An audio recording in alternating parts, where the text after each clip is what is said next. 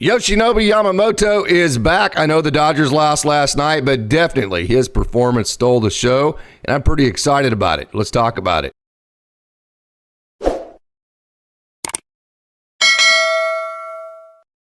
Four innings pitched, 4 hits, just 1 run. How about this, though?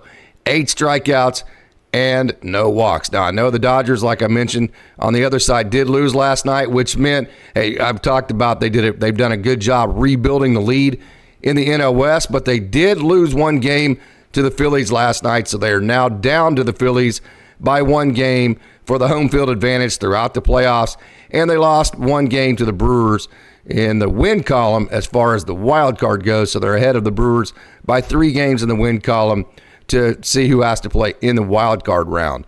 But let's get back to Yoshinobu Yamamoto, because I think he stole the show last night, no doubt about it, against his good buddy Shota Imanaga.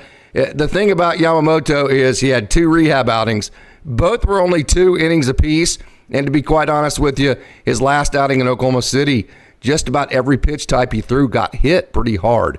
So no doubt the adrenaline of the major league stage, no doubt the adrenaline of his return, and then pitching against Imanaga, that definitely played a huge role. But I think more than anything, and I think Bobby Miller can take a page out of his book for tonight's start, I think what Yamamoto did is he simplified.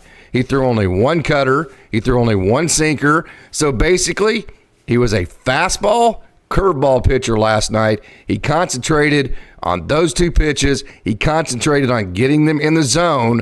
So then when he did throw his split finger fastball, he didn't have to throw it for a strike, and he got swing and miss on chase on his split finger, of which he threw, I think, for a strike like 11% of the time.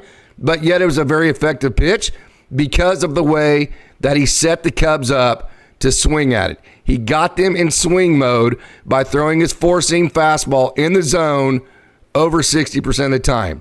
He got the Cubs in swing mode by throwing his curveball in the strike zone almost 60% of the time.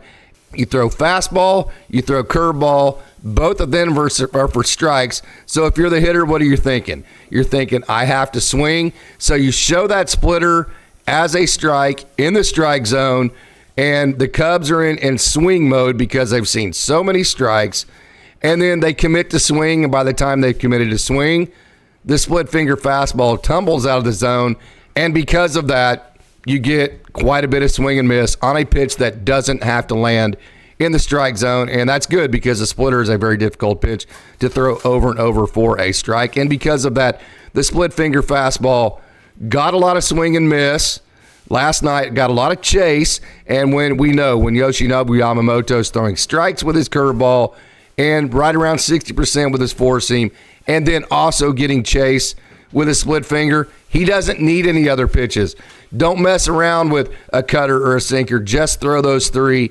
Those 3 metrically are good enough to do exactly what he did last night, which was 4 innings, 4 hits, 1 run, 8 Ks, and no walks. So again, kind of going full circle, I think I mentioned this a minute ago, Bobby Miller could take a page out of the book of Yamamoto, find the 2 best pitches that he can throw for strikes over and over and over, and then find the 3rd pitch that he can get the most amount of swing and miss with, and then feature that 3rd pitch that's playing off of the 2 pitches that you've thrown strikes with all night long.